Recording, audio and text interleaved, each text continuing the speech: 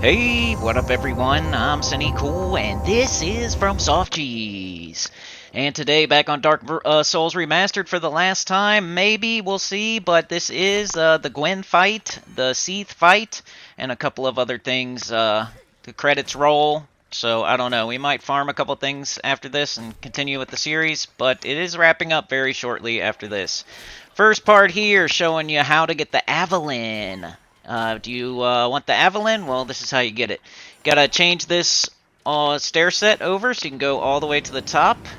Want to kill the channelers so they're not blasting you in the back of the head. Yeah, gonna show Seath boss fight, gonna show Gwyn boss fight, Cheesin Gwyn, and how to get the Avelyn, how to get Wisdom of a Sage, and I think one other thing maybe, how to get the blue titanite slab. Alright, flip down on these stairs. This is the stairs where you're going to turn the stairs, and as they're turning, you're going to fall off the end of the stairs and get the Avelyn. So what I recommend is this post right here, run up against, bang, down, get the Avelyn. Just grab it, you might die, they might shoot you like they do to me, but I get the Avelyn before I die, so now I have it.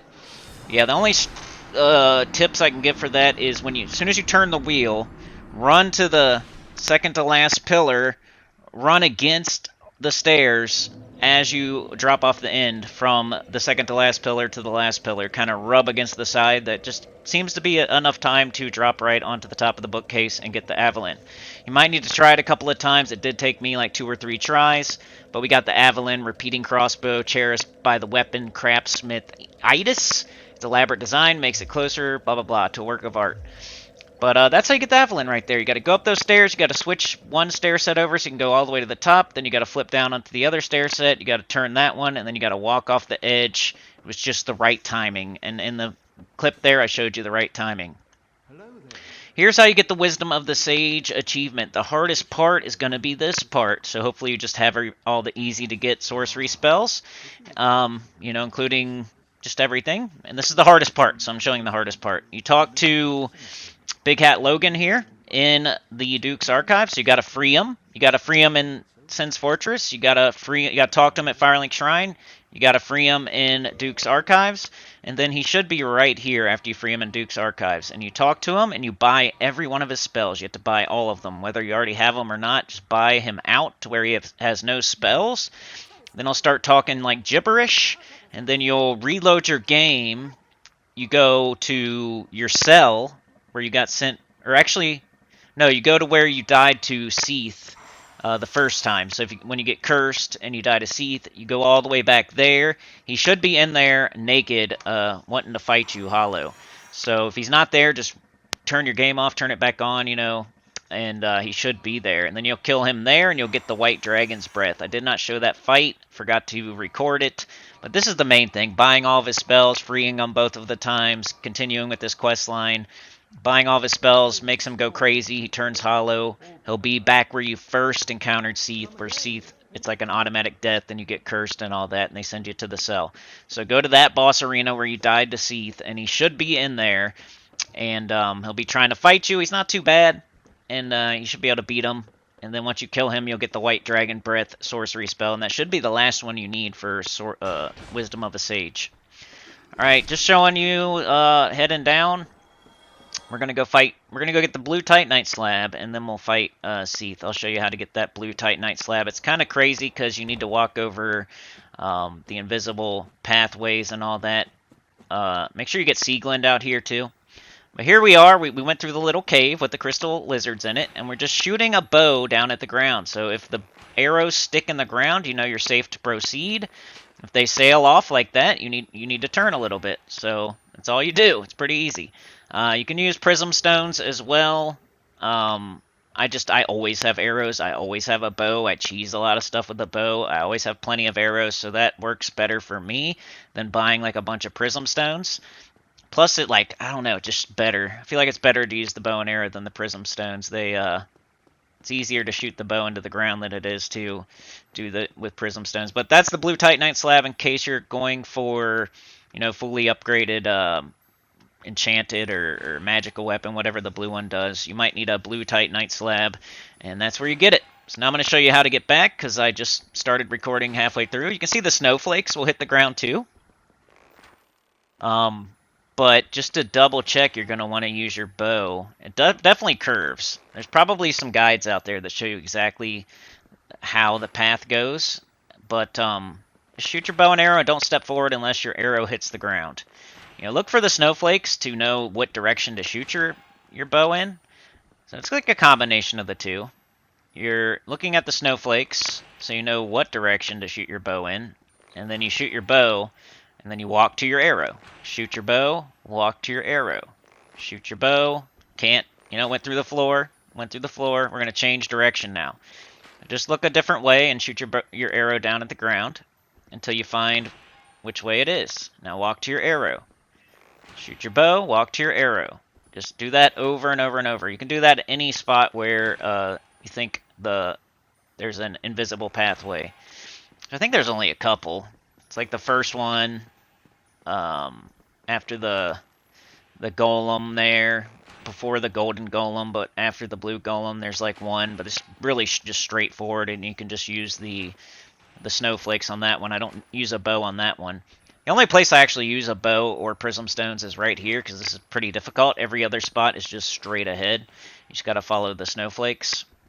But thought I would show you the entire thing. Maybe I should have sped it up. Maybe I will. Yeah, that's enough of that. Let's speed it up. 2 times speed. Shooting our bow, following the arrow. Shooting our bow, walk to the arrow. Shoot our bow, walk to the arrow. Shoot our bow, walk to the arrow.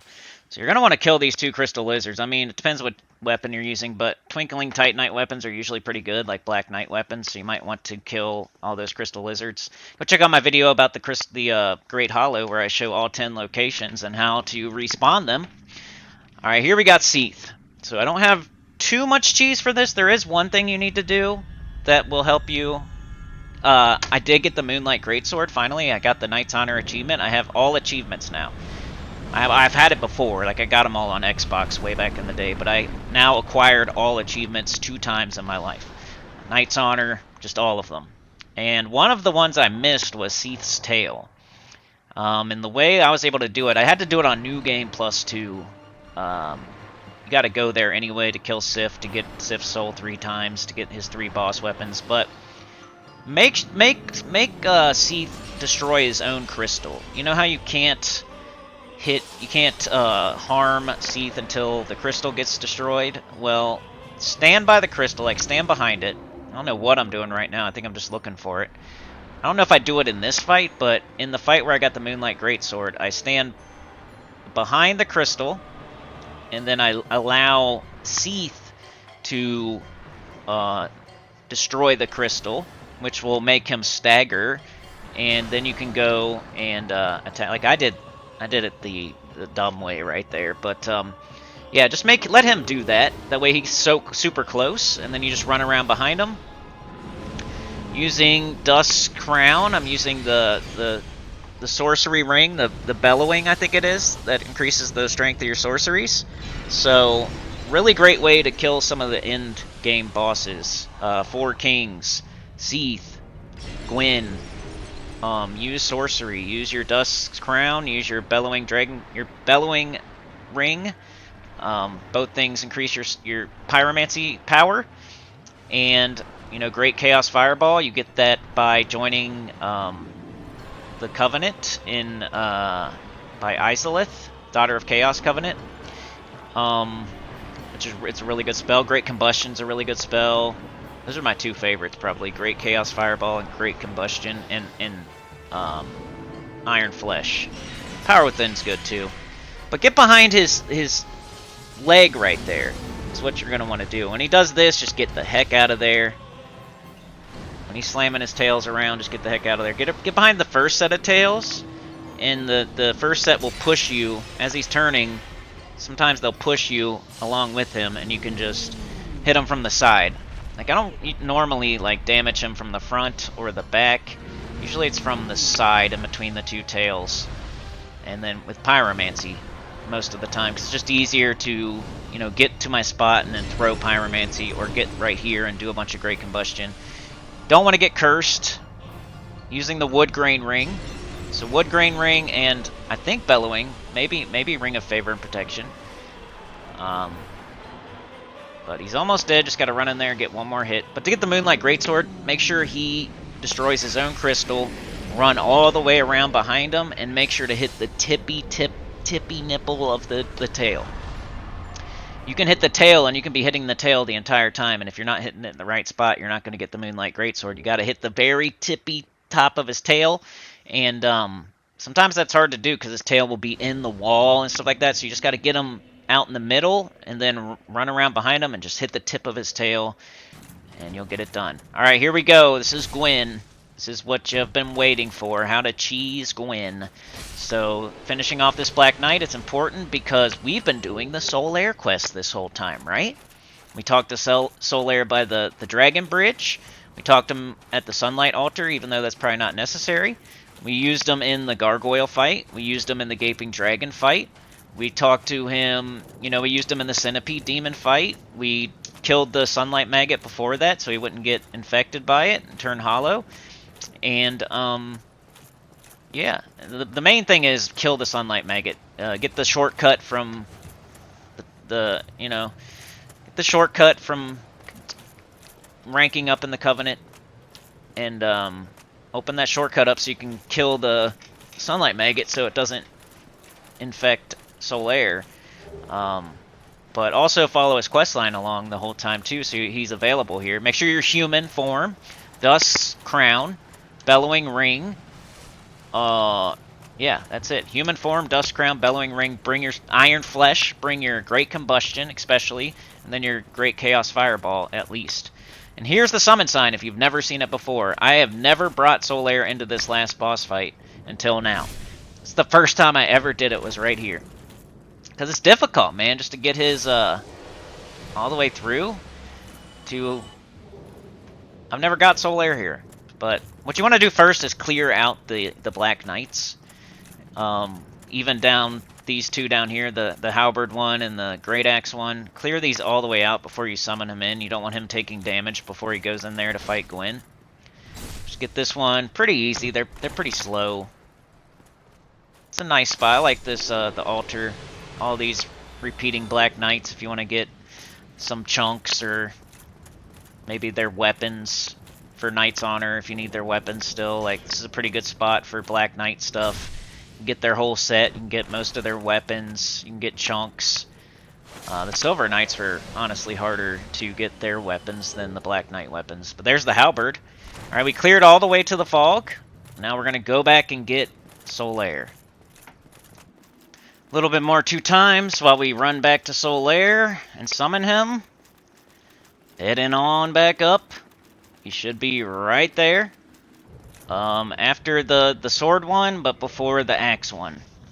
So we summon Solaire in. He's just going to be a distraction for us. It's not going to be like the Iron Golem or the Moonlight Butterfly where the summon takes care of the boss for us and we just sit back and watch. It's not going to be like that. It's going to be more like Quelaag or something like that, where you summon something in. It's kind of ping-pong. So Gwyn will be more, distracted sometimes instead of always focused on us. Because if he's always focused on you, sometimes this doesn't work. But if he's not always focused on you, this always works. So, Dust Crown, Bellowing Ring, Iron Flesh. Walk in, Iron Flesh right away. Iron Flesh, okay? And then you just start Great Combustion. Smoke them with the Great Combustion with the Iron Flesh. Just keep doing it, and heal when you need to. Heal and heal early. And if he jumps around like this, it's even easier. On New Game Plus and New Game Plus 2, I actually died a couple of times with this strat. I wasn't using Solaire, though. I did it without Solaire. But this is how I always beat Gwyn. I know a lot of people out there are going to do parry. If you're really good at parrying, then yes, you can parry Gwyn, and it's pretty easy. But if you just can't parry, then use Pyromancy, use Iron Flesh, use Great Combustion, use Dust Crown, use the Bellowing Ring, to get Dust Crown from Dusk, basically, where you first met Dusk. The Bellowing Ring, I can't remember, maybe you buy it off of Griggs, or something like that, just look it up. But get those 2 things and your Pyromancy would be super strong, your Iron Flesh, you'll be able to take a bunch of hits, you chug Estus, if he hits you more than once, you kind of chug an Estus, and then fire, fire, fire. He hits you, chug an Estus, fire, fire, fire. It's the same as the 4 Kings that we did with the Pyromancy. I did the same exact strat on the 4 Kings as I do with Gwyn. You know, I'm iron fleshed up. I'm shooting very powerful pyromancy at them, and if I get down to like half health, I chug an Estus, and then it's back to, yeah. I don't even need to use one more than. I only had to use one iron flesh there. We destroyed them. Like we crushed Gwyn right there, smoked them. So yeah, if you're not good at parrying Gwyn, this would be the next best thing: is pyromancy, iron flesh, great combustion, dust's crown, bellowing ring, human form, summon Solaire, and you will get it done. So yeah, that's it. I got Knight's Honor achievement.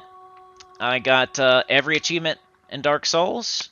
And if there's anything left, it's going to be farming a couple of things, maybe one more video. I'm trying to speedrun a little bit, but I'm just starting, so I don't know if I'll make a video or not. But you can see there's to link the fire achievement. And yeah, I'll see y'all next time. Like, share, subscribe, consider joining. Helps a lot. Tell your good about the channel. Comment below. And I'll see y'all next time. Peace.